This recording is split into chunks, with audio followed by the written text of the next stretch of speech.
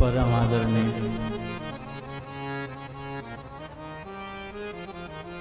विराजमान भगवत चरणानुरागी माताओं, बहनों, भाई,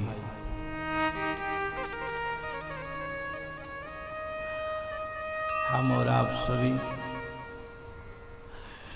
भगवान गोविंद की प्रेम भूमि श्रीधाम वृंदावन में बैठकर भगवान की परम माधुर्य भागवत कथा का रसपान कर रहे हैं।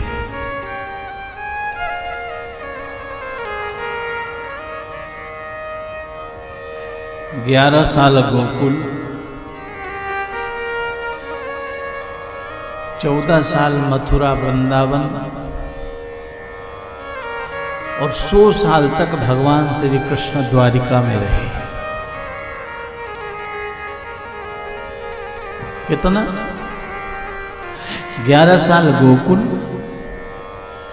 14 साल मथुरा और वृंदावन और 100 वर्ष तक भगवान द्वारिका में रहे। 125 वर्ष तक भगवान ने भारत की भूमि को पवित्र किया। सबसे अधिक समय कहां रहे?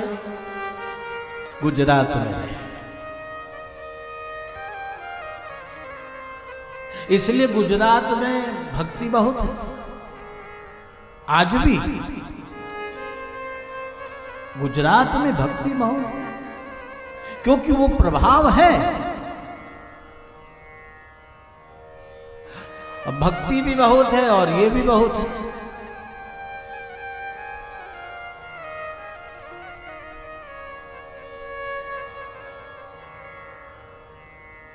मीरा जब वृंदावन आई तो मीरा वृंदावन में आई जरूर, लेकिन मीरा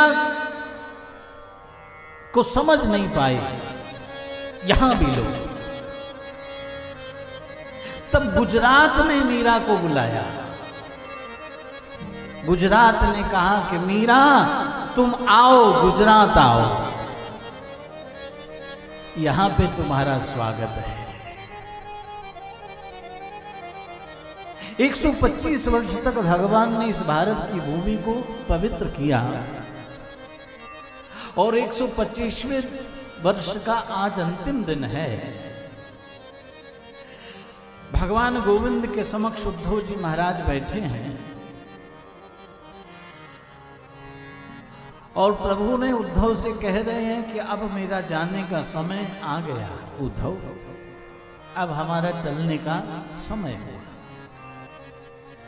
उद्धव ने कहा प्रभु को अभी कुछ समय और रहे।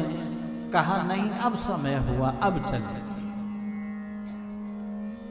उद्धव ने पूछा प्रभु से कि जब जब आपने इस धरा को छोड़ा तब तब आप कभी साकेत गए, कभी गोलोक गए, कभी बैकुंठ, इस बार प्रभु आप कहां जाएंगे? कहते उद्धव का प्रश्न करना हुआ है और इतने में उल्कापात होने लगा।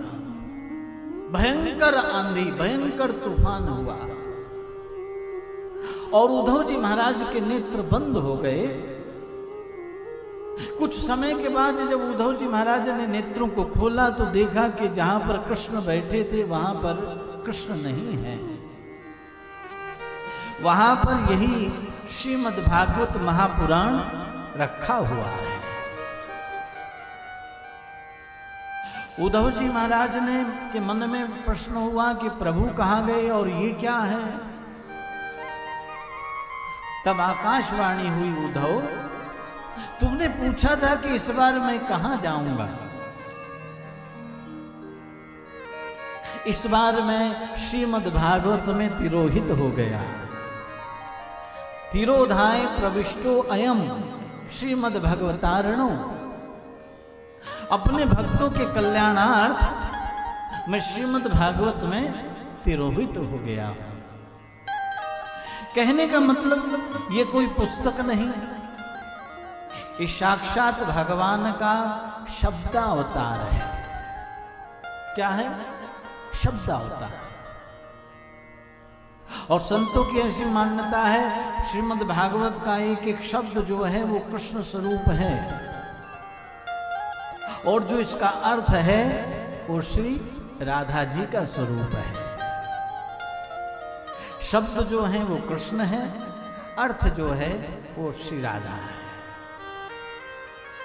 और जब तक अर्थ समझ में नहीं आता तब तक शब्द की महिमा नहीं होती। अर्थ समझना आवश्यक है।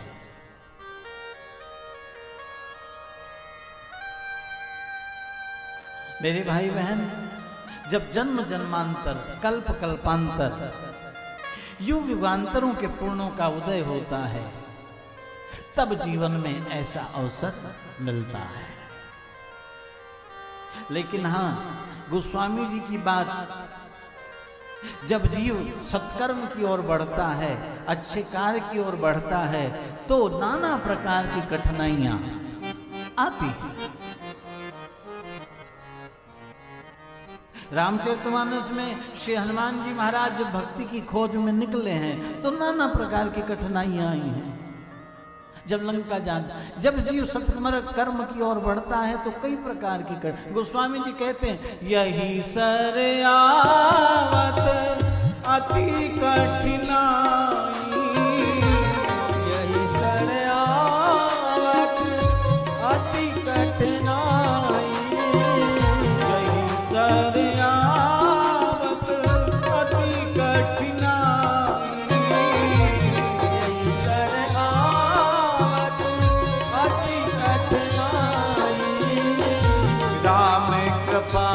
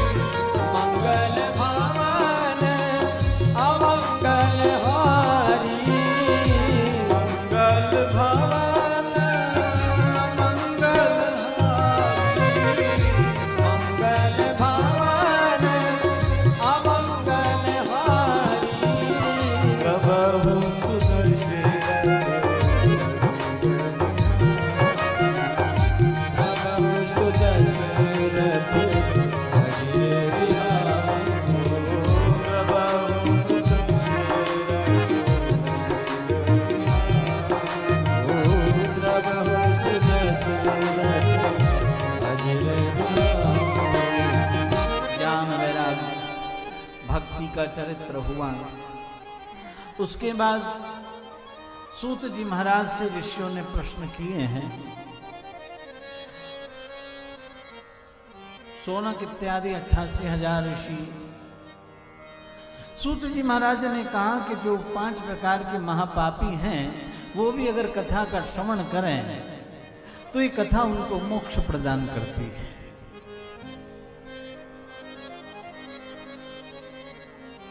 अगर महापापी भी इस कथा का श्रवण करें तो ये कथा उनको भी मोक्ष देती है।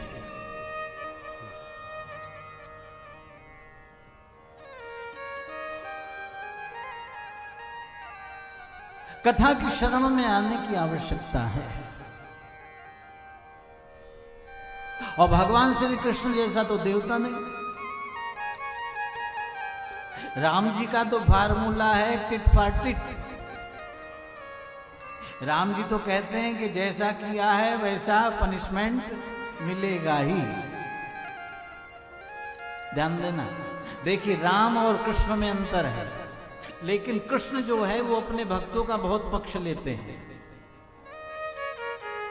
भगवान श्री कृष्ण गीता में कहते हैं सर्वधर्माण परित्यज्य मामेकम शरणम व्रज। तू सब कुछ छोड़कर मेरी शरण में आ जा, मैं तेरे सारे अपराध क्षमा कर दूंगा। सर्वधर्माण परित्यज्य, अंत में कहा। राम जी का तो फार्मूला है जो जस करई सो तस फल चाखा,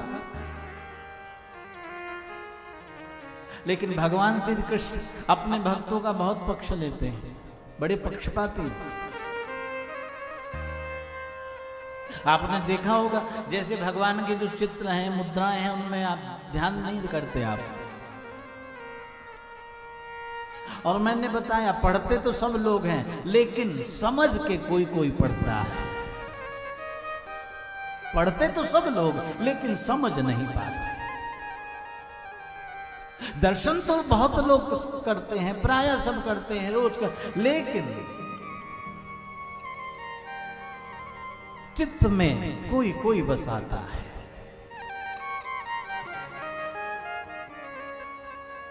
भगवान श्री कृष्ण का आपने देखा हो, जैसे द्वारिका में जो कृष्ण खड़े हैं उनका हाथ कैसे है बताओ? गए हो द्वारिका, कैसे हाथ भगवान का बताओ? ऐसे है कि ऐसे है? ऐसे है। ऐसे का मतलब है कि वो बुला रहे हैं, ऐ संसार के लोगों तुम मेरी शरण में आ जाओ, मैं तुम्हारे सारे पाप ग्रहण करने के लिए तैयार हूं। जैसे राजस्थान में जो श्रीनाथ जी हैं उनका हाथ ऐसे, द्वारकाधीश, इसका मतलब है कि वो बुला रहे हैं तुम मेरी शरण में आओ। लेकिन शरण में आने के बाद एक बार शरण में आने के बाद फिर अपराध नहीं होना चाहिए। ध्यान देना, ये ध्यान देने वाली बात है। अगर जीवन में परमात्मा दूसरा मौका दे तो गलती को दोबारा दोहराना मत, नहीं फिर बहुत बड़ा अपराध हो जाएगा। पापी भी अगर कथा की शरण में आता है तो कथा उसको मोक्ष देती है, लेकिन एक बार शरण में आने के बाद अब नौ लसानी राम अब ना नसई हो, क्षमा मांगे और मुझसे गलती हुई, मेरा अपराध, अब लो नसानी राम अब ना नसई हो, अब लो नसानी राम अब ना नसई हो, अब लो नसानी राम अब ना नसई, अब लो नसानी राम अब ना नसई हो, अब ना नसई हो राम अब ना नसई, अब ना नसई हो राम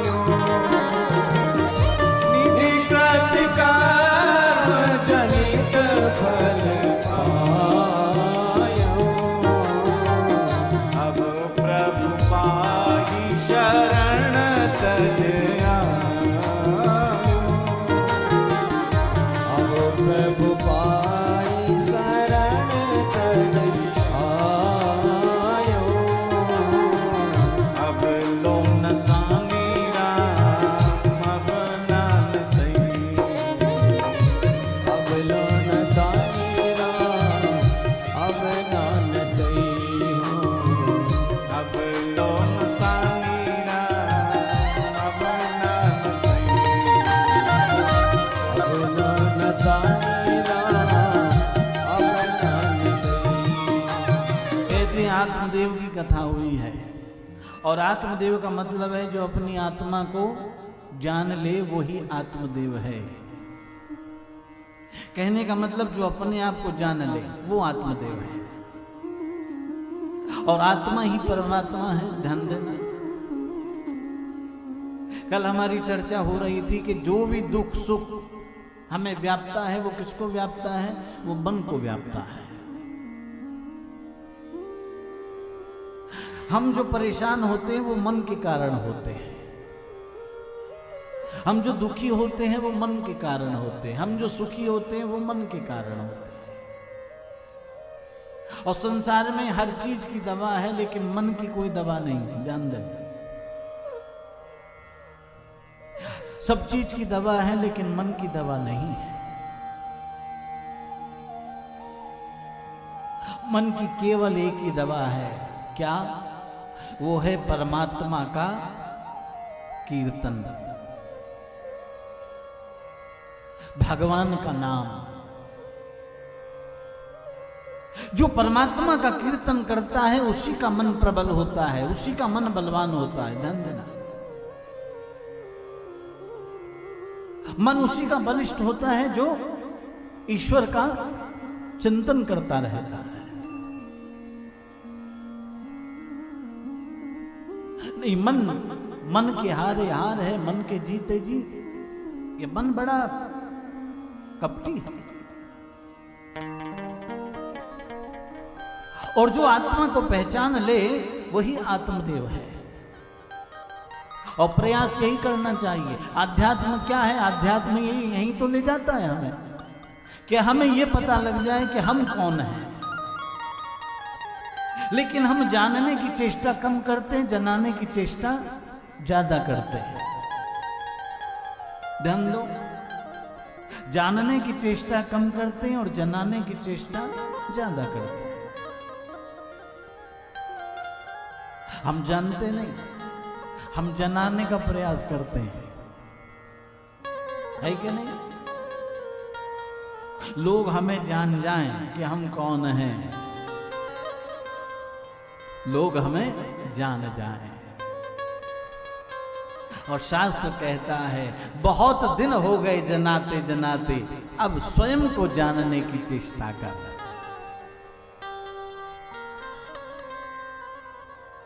अब स्वयं को जानने की चेष्टा कर।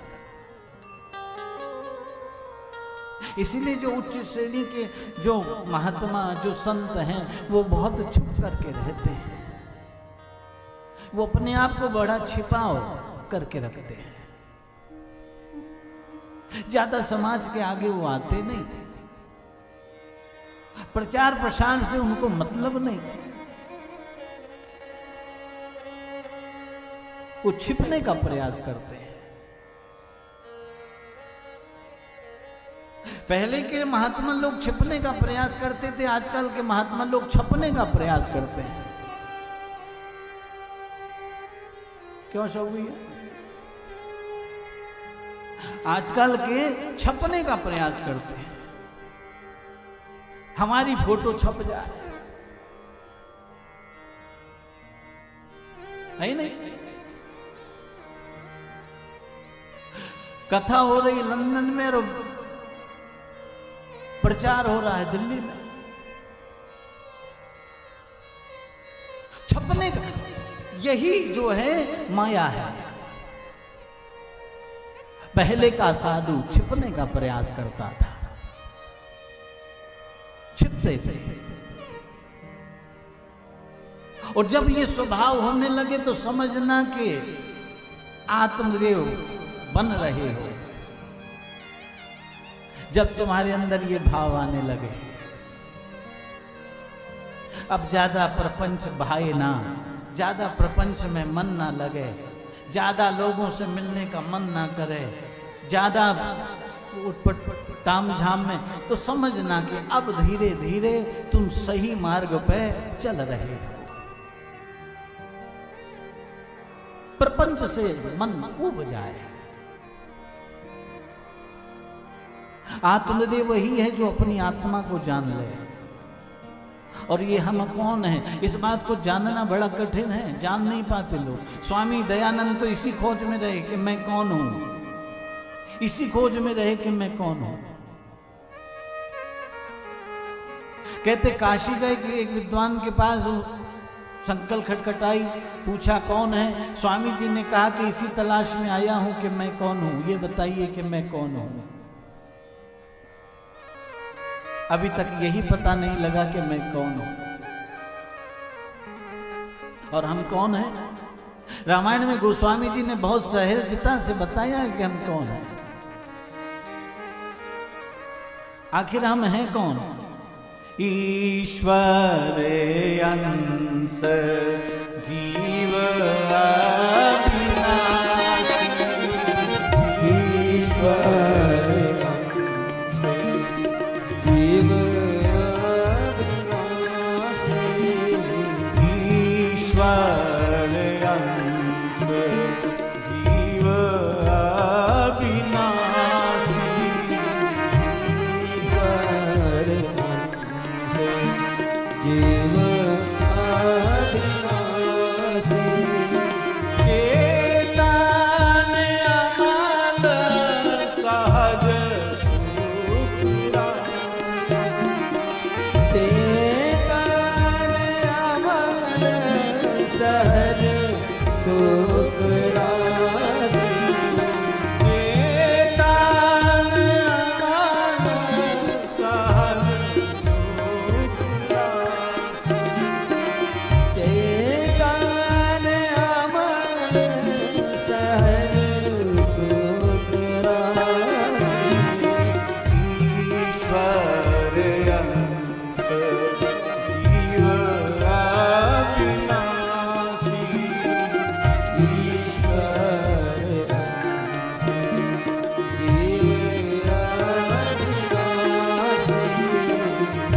ईश्वर जीव अविनाशी, ईश्वर जीवाहि नहीं कछु भेदा, ईश्वर जीवाहि नहीं कछु भेदा, ईश्वर जीवाहि नहीं कछु भेदा, ईश्वर जीवाहि नहीं कछु भेदा, हम अंश हैं और वो हमारा अंशी है, हम यंत्र हैं और वो हमारा यंत्री है,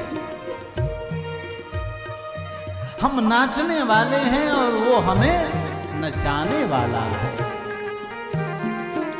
ईश्वर जीवाहि नहीं कछु भेदा, ईश्वर जीवाहि नहीं कछु भेदा, भेद कोई नहीं है, केवल इतना भेद है जितना दो उंगलियों के बीच में,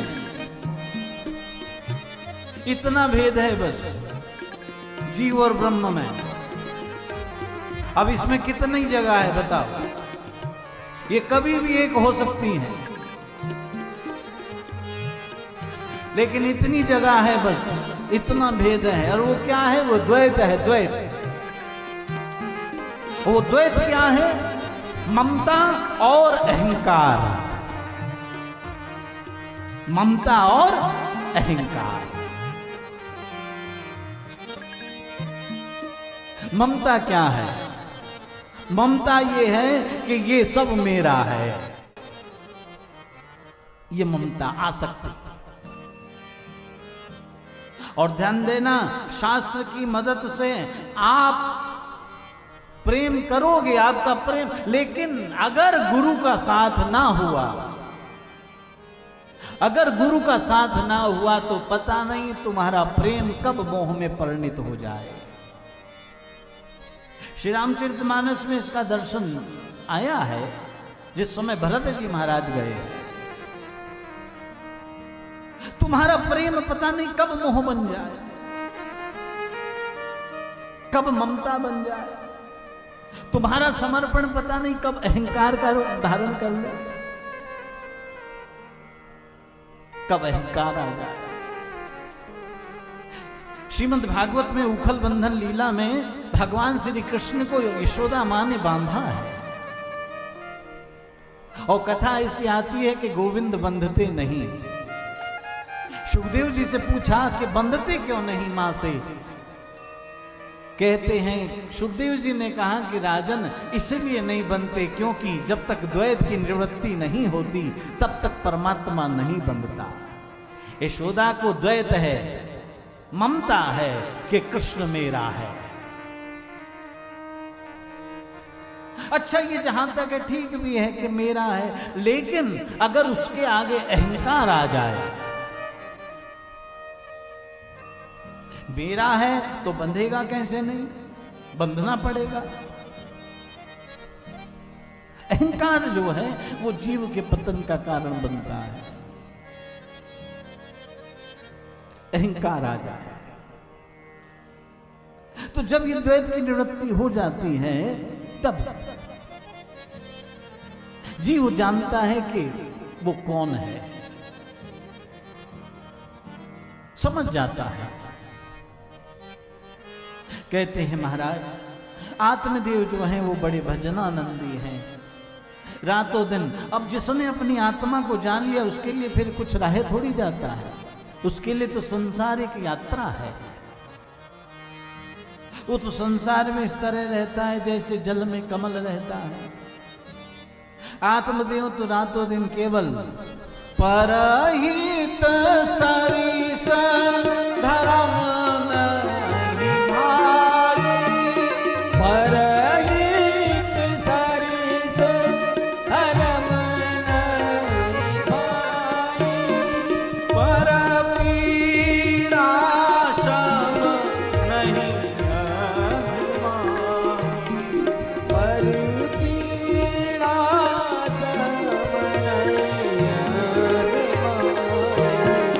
पर पीड़ा शम नहीं अभिमानी। पर पीड़ा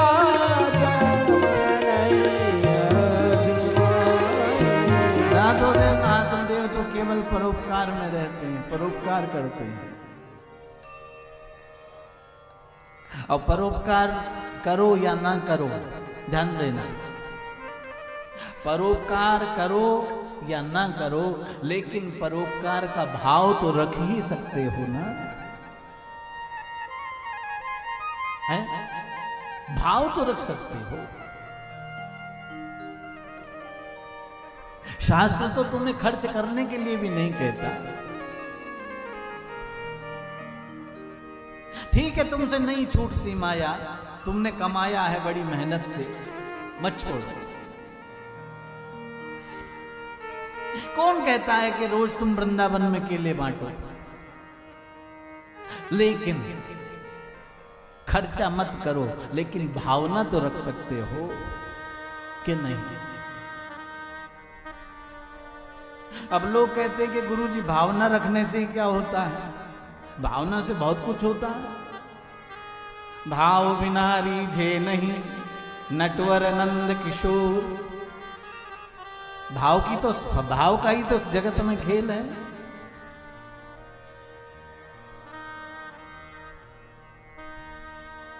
आपने 1000 केले बांटे, धन दो, 1000 केले आपने बांटे, लेकिन आपने इस बात का ध्यान नहीं दिया कि केले के छिलके इधर उधर पड़े हैं, पता नहीं कितने आदमी इस पे से गिरेंगे, फिसलेंगे।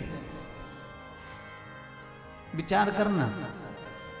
और पीछे से कोई सज्जन पुरुष चला आ रहा है, अगर सड़क पे केले का छिलका पड़ा है रास्ते में, तो वो उसे उठा करके उसे अपने स्थान पे पहुंचा दे। ये है परहित की भावना, ये परहित है। आप रास्ते में जा रहे हैं, आपकी दृष्टि पड़ गई किसी कांच के टुकड़े पे, हो सकता है किसी और की ना पड़े। अगर आपकी दृष्टि पड़ गई तो आप उसे हटा दो। मुझे दिख गया, हो सकता है मेरे किसी भाई को ना दिखे और उसको नुकसान हो जाए। ये परहित है, ये परहित है।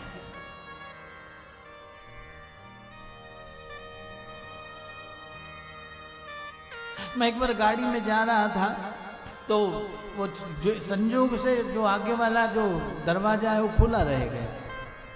जो खुला था, बंद था, लेकिन पूरी तरह बंद नहीं हुआ था। तो पीछे से गाड़ी वाला आया और वो कुछ कह के निकला। तो सुन ना पाए, समझ ना पाए, उसने इशारा भी किया, लेकिन मैंने ड्राइवर से कहा कि मैं कहीं कुछ कह रहा है, तो उसने कहा नहीं महाराज जी ऐसे ही है, कुछ नहीं कह रहा। वो आगे निकला, इसने आगे निकाली गाड़ी, अब वो फिर पीछे आया, फिर उसने कुछ कहा। मैंने कहा गाड़ी धीरे कर, वो कुछ कह रहा है। तो फिर उसने कहा कि दरवाजा आपका ठीक से बंद नहीं हुआ। मैंने कहा देख ये कहना चाह रहा था, तू जब से बात नहीं मान रहा था। ये साधु पुरुष है, ये परहित है, नहीं उसको क्या करना, वो अपनी गाड़ी में जा रहा है, हम अपनी गाड़ी, लेकिन उसको इस बात का एहसास है कि कोई दुर्घटना ना हो जाए। मेरे साथ नहीं हो, किसी के साथ तो होगी। ये परहित की भावना है। परहित करो मत। आज समाज में विडंबना ये है कि लोग परहित करते बहुत हैं, लेकिन हृदय में परहित नहीं रखते। करते हैं लेकिन रखते नहीं। शास्त्र कहता है कि हृदय में रखो परहित को, करो या मत करो, लेकिन उसे हृदय में धारण करो। किसी को भोजन कराना है तो मन में परहित रखो। आज चिंता करने वाले बहुत दिखाई देते हैं, लेकिन दिखाने वाले बहुत हैं, लेकिन चिंता करने वाले बहुत कम लोग मिलते हैं। नहीं, दिखाने वाले तो बहुत हैं, लेकिन करने वाले तो कोई कोई मिलता है। और शास्त्र कहता है परहित बस जिनके मन माही। गोस्वामी जी क्या कहते हैं? परहित बस जिनके मन माही। जिनके हृदय में ये भाव विराजमान होता है, उनके लिए तीन कहाँ जग दूर लभ कछुना। तीन कहाँ जग दूर लभ कछुना। तीन कहाँ जग दूर लभ कछुना।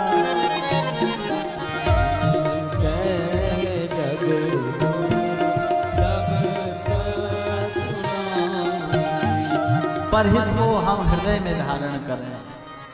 जैसे भक्ति जो है वो भी हृदय में धारण करने का विषय है, भक्ति दिखाने का विषय नहीं है। भक्ति जो है वो दिखाने का विषय नहीं, वो हृदय में धारण करने का विषय। अगर शरीर पर धारण करोगे भक्ति को तो ज्यादा समय तक नहीं चलेगी, ध्यान देना। वो थोड़े समय तक आपका साथ देगी, लेकिन अगर आपने मन पे धारण किया तो वो निरंतर आपके साथ रहेगी। इसी तरह परहित है, परोपकार है। अगर तुमने मन में बसा लिया तो अपने आप क्रिया तो अपने आप होने लगेगी ना, अगर मन में आ गया तो। भगवान कहते हैं कि मुझे तेरा कुछ नहीं, अगर देने के लायक तेरे पास कुछ है तो केवल और केवल तेरा प्रेम है। कहते आत्मदेव तो रातों दिन परहित करते हैं, लेकिन आत्मदेव की जो पत्नी है धुंधली, वो बिल्कुल आत्मदेव से विपरीत है। और पति पत्नी का जोग संजोग भी बड़े भाग्य से होता है, ध्यान देना। पति पत्नी का विचारों का आपस में मिलन तालमेल ये भी बड़े भाग्य से होता है। नहीं, प्रायः देखा जाता है कि अगर पत्नी ठीक ठाक है तो पति देव जयराम जी की, और पति ठीक ठाक है तो पत्नी धुंधली। बहुत कम। जब मन दशरथ होता है और बुद्धि कौशल्या होती है, तब उस परिवार में राम रूपी ब्रह्म का पदार्पण होता है। मन दशरथ हो और बुद्धि कौशल्या हो। कहते हैं आत्मदेव जी तो अलग विचार के, लेकिन धुंधली का विचारधारा बिल्कुल अलग है, बिल्कुल अलग विचार। क्या बताऊं, मैं जहां पर रुका हुआ हूं ओमेक्स में, कल मेरी निगाह पड़ी। जब मैं यहां से गया तो जो रसोई है, रसोई के बाहर एक वो है तो मजाक कॉमेडी टाइप, उसमें बच्चों की एक वो बनी हुई कॉमेडी, तो उसमें माँ जो है वो बैठी है और उसमें लिखा है आज खाना बनाने का मूड नहीं है, आज खाना बनाने का मूड नहीं है। ये क्या है? ये विचारों की भिन्नता है। आत्मदेव और धुंधली, क्या आत्मदेव क्या है? आत्मदेव एक विचार है। धुंधली क्या है? धुंधली एक विचार है। अर्जुन क्या है? एक विचार है। दुर्योधन एक विचार है। दिखने में जैसा अर्जुन है वैसा ही दुर्योधन है। ऐसा नहीं कि दुर्योधन के सींग है, जैसा अर्जुन दिखता है वैसा ही दुर्योधन, लेकिन एक विचार है।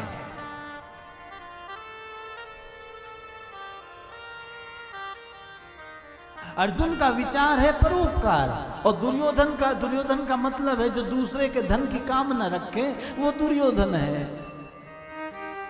जो हमेशा दूसरे के धन की कामना रखे वही दुर्योधन है। एक विचार है।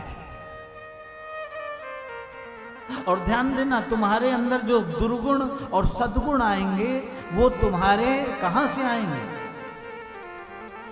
सबसे पहला तुम्हारे अंदर दुर्गुण और सद्गुण आएगा वो तुम्हारे रहवास से आएगा। तुम कहां रहते हो, कैसे माहौल में रहते हो, समझ रहे हैं ना? कैसा माहौल है।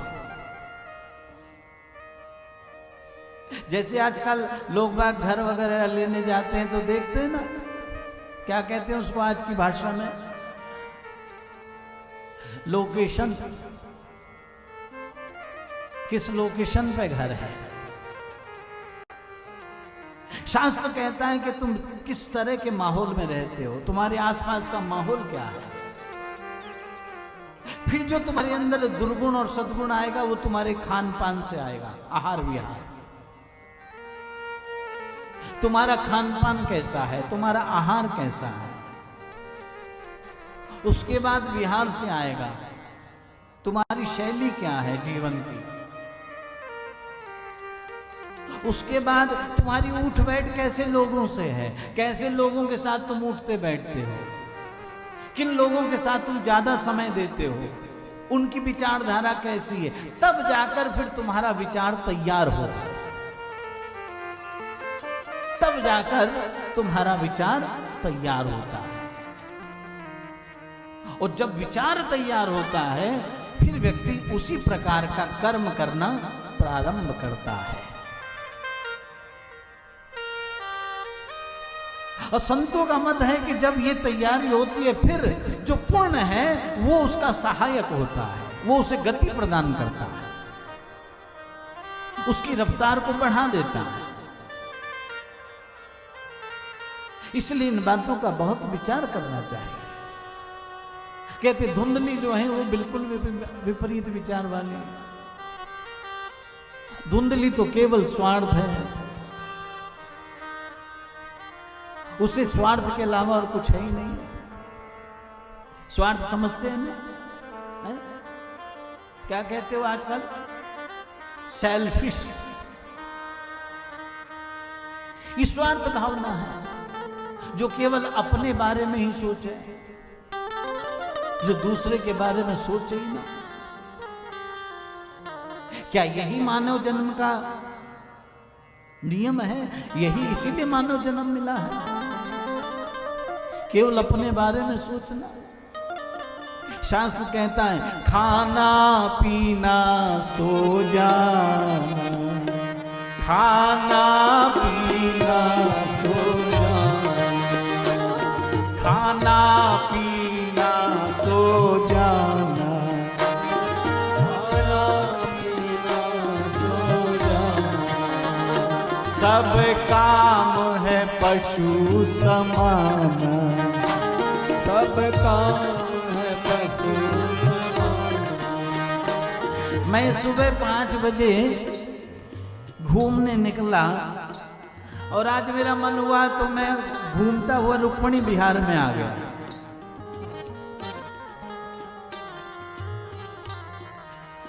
और मेरे साथ रोटी थी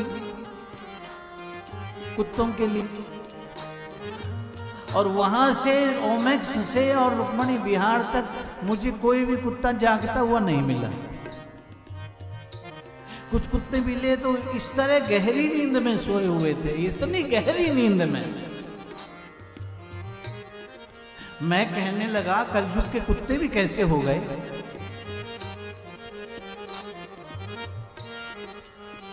मैंने मन में विचार किया कि इतनी गहरी नींद में तो तेजपाल में भी लोग इस समय नहीं सोए हुए होंगे। देखो कितनी मस्ती में रोड पे सोए हुए हैं, कंकड़ निकले हुए हैं, गंदगी है, ट्रैक्टर जा रहा है, लेकिन वो अपनी मस्ती में सोया। मेरे कहने का अभिप्राय मेरे भाई बहन, ये जो काम हम करते हैं ये काम तो पशु भी करता है। इस काम के लिए हम कितना परिश्रम करते हैं। एसी में सोना सामान्यता नहीं मिलता, उसके लिए बहुत परिश्रम करना पड़ता है, तब जाकर ये व्यवस्था जुटती है। लेकिन जो आनंद एसी में नहीं आता वो उसको सड़क पे आ रहा था। समझने का प्रयास करो। खाना पीना सो जाना, खाना पीना सो जाना, सब काम है पशु समान, सब काम है पशु समान। खाना पीना सो जाना, खाना पीना सो जाना, सब काम है पशु समान। सब काम है पशु समान। क्यों देह मनुज की धारी, हरि भजन करो सुखकारी। जो देह मनुज की धारी, हरि भजन करो सुखकारी। सुनो सुनो वचन नर नारी, हरि भजन करो सुखकारी। सुनो वचन नर नारी, हरि भजन करो सुखकारी। हरि भजन करो, हरि भजन करो, हरि भजन करो, हरि भजन करो। हरि भजन करो, हरि भजन करो, हरि भजन करो, हरि भजन करो। हरि भजन करो सुखकारी। हरि भजन करो सुखकारी। हरि भजन करो सुखकारी। हरि भजन करो सुखकारी। क्यों गर्व करे मन माही, क्यों गर्व करे मन माही। तुझे काल पकड़ ले जाही, काल पकड़ ले जाही, तुझे काल पकड़ ले जाही, तुझे काल पकड़ ले जाही। राधे बोल, राधे बोल, राधे बोल, राधे बोल।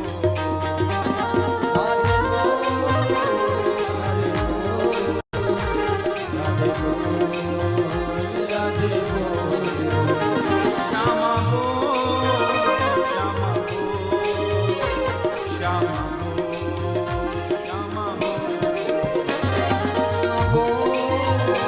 श्यामा बोल, श्यामा बोल, श्यामा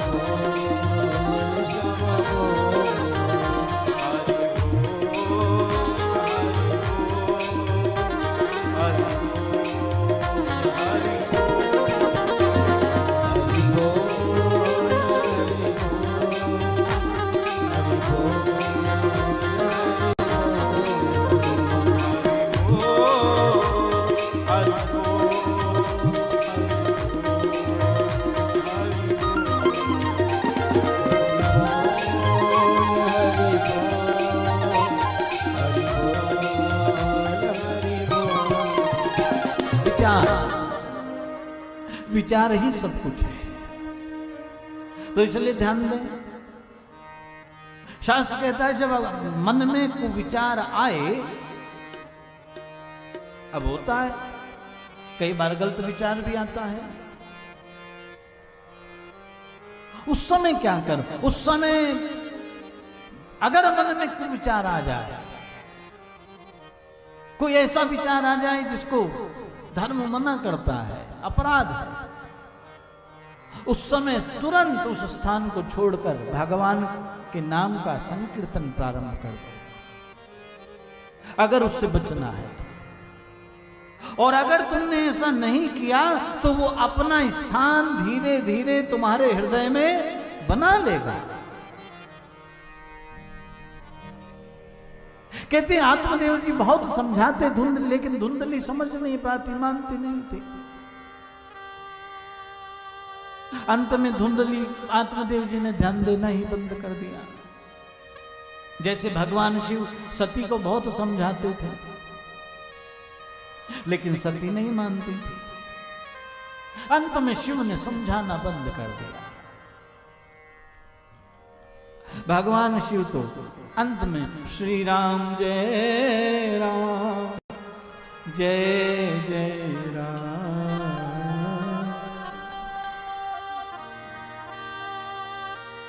कहते हैं एक दिन धुंधली के मन में विचार आया, और धुंधली आई और आत्मदेव जी से कहा कि आप तो हमेशा दुनिया की चिंता करते हो, आपको समाज की इतनी, कभी अपने बारे में भी सोचा है कि हमारा क्या होगा? आत्मदेव जी हंसे और उन्होंने कहा कि तुझे कमी क्या है, क्या दिक्कत है तेरे को, बता। धुंधली ने कहा कि कमी नहीं है तो कुछ है भी तो नहीं। अच्छा, जो धुंधली विचार के लोग होते हैं वो कभी संतुष्ट नहीं होते, ध्यान देना। ये धुंधली जो विचारधारा है ये हमेशा असंतुष्ट रहती है, संतुष्ट नहीं होती। और संतों ने कहा भी है, जब आवे संतोष धन सब धन दूर समान।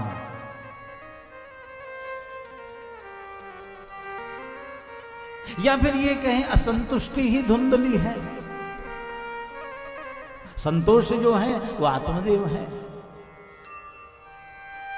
धुंधली हमेशा असंतुष्ट रहेगी, हमेशा उसे कितना भी प्राप्त हो जाए वो असंतुष्ट रहेगी। ये धुंधली है। आत्मदेव जी ने कहा कि हमें चिंता करने की क्या आवश्यकता है, हमें तो चिंतन करना चाहिए। आज हम लोग चिंता करते हैं, चिंतन नहीं करते। और चिंता करने से होगा क्या? ये सहज है, चिंता होती है, लेकिन उसको स्थान मत दो, चिंतन करो। चिंतन करो। और अगर चिंतन करना प्रारंभ करोगे तो बहुत सहजता से तुम्हारी चिंता निकल जाएगी। ये इस प्रकृति का नियम है। जो जैसा बीज बोता है वो वैसा फल को पाता है। जो जैसा बीज बोता है वो वैसा फल को पाता है। जैसा बीज बोता है वो वैसा फल को पाता है। वो जैसा बीज बोता है वो वैसा फल को पाता है। कोई दुनिया में आता है, कोई दुनिया से जाता है। कोई दुनिया में आता है, कोई दुनिया से जाता है। ये चक्कर रुक नहीं सकता, प्रभु इसको चलाता है। चक्कर रुक नहीं सकता, प्रभु इसको चलाता है। भलाई कर भला होगा, बुराई कर बुरा होगा। भलाई कर भला होगा, बुराई कर बुरा होगा। भलाई कर भला होगा, बुराई कर बुरा होगा। भलाई कर भला होगा, बुराई कर बुरा होगा। तू जैसा बीज बोता है वो वैसा फल को पाता है। जैसा बीज बोता है वो वैसा फल को पाता है। कोई दुनिया में आता है, कोई दुनिया से जाता है। कोई दुनिया में आता है, कोई दुनिया से जाता है। प्रभु का नाम लेने से सभी दुख दूर होते हैं। प्रभु का नाम लेने से सभी दुख दूर होते हैं। हरि का नाम लेने से सभी दुख दूर होते हैं। हरि का नाम लेने से सभी दुख दूर होते हैं। वो सुख पा नहीं सकता जो हरि जी को बुलाता है। छुपा नहीं सकता जो हरि जी को बुलाता है। कोई दुनिया में आता है, कोई दुनिया से जाता है। कोई दुनिया में आता है, कोई दुनिया से जाता है। चक्कर रुक नहीं सकता, प्रभु इसको चलाता है। चक्कर रुक नहीं सकता, प्रभु इसको चलाता है। आत्मदेव जी ने कहा कि चिंता क्या करनी है, चिंतन करो, चिंतन कर, भक्ति कर भगवान की, काम तेरे जो आएगी। चिंतन कर, चिंता मत कर। कहते महाराज धुंधली की तो बात सुन। धुंधली ने कहा कि आपको तो केवल यही काम है, सत्संग देने लगते हो। कभी आपने सोचा है कि हमारे कोई संतान नहीं? हमारे मरने के बाद हमारा अग्नि संस्कार कौन करेगा? हमारा पिंडदान कौन, हमारा श्राद्ध तर्प कौन करेगा? कभी आपने विचार किया? कहते आत्मदेव जी ने कहा कि कोई बात नहीं, प्रभु की जैसी इच्छा। लेकिन धुंधली कहां मानने वाली? धुंधली ने कहा कि नहीं, आप संसार के लिए इतना करते हो, मेरे लिए भी आपको करना पड़ेगा, और आपका धर्म है ये। मेरी इच्छा की आप पूर्ति करें। ऐसा कोई कुछ कीजिए जो हमारे भी संतान हो, हमारे भी संतति हो। कहते आत्मदेव जी महाराज को धुंधली ने इतना प्रेरित किया कि आत्मदेव जी ने कहा कि ठीक है, और आत्मदेव जी महाराज जंगल में गए और वहां पर भगवान का ध्यान करने लगे। देखिए, मन को साधने के लिए स्थान बड़ा प्रभाव रखता है। स्थान जो है वो बड़ा प्रभाव रखता है। स्थान की बड़ी महिमा होती है। जंगल में गए,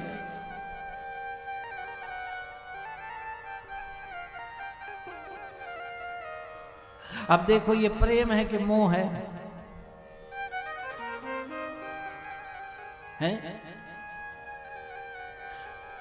बाबूजी ने अपनी शोल, अब पोती कहां, ये तो पड़पोती है, ब्याज का ब्याज। ठंड उन्हें लग रही है, लेकिन वो हरियाणा का खून है ना। अच्छा, हरियाणा वाले होते बड़े, उन्हें समझना बड़ा मुश्किल है, सब नहीं समझ सकते। हरियाणा वाले बड़े उदार है। कल मुझसे कोई कह रहा था कि तोता जो है वो बहुत बड़ा है, तो मैंने कहा ये हरियाणा वालों का तोता है, ये दिल्ली वालों का तोता नहीं। हरियाणा वालों का जो काम है ना, वो तिलक करके चावल भी इतने डालते हैं कि एक बार का भोजन बन जाए। उनका बड़ा हिसाब अलग होता है हरियाणा का व्यक्ति। अब देखिए, बाबूजी को ठंड लग रही है, अब ठंड तो मुझे भी लग रही है, पर मुझे शॉल नहीं उड़ाई, पोती को उड़ाई। अब ये प्रेम हुआ कि मोह है? अमोह सकल व्याधीन कर, लेकिन इससे छूटा भी नहीं जा सकता, ध्यान देना, इससे छूटा नहीं जा सकता। अब कैसे छूटेंगे? अब हम बंधे हैं पारिवारिक बंधन में, तो छूट कैसे सकते हैं? तो शास्त्र कहता है इसकी दिशा को मोड़ दो। इसमें पड़पोती का भाव देखो, वो तो रिश्ता है तुम्हारा, लेकिन इसमें तुम किशोरी का भाव देखो, राधा का भाव देखो, कृष्ण का भाव देखो।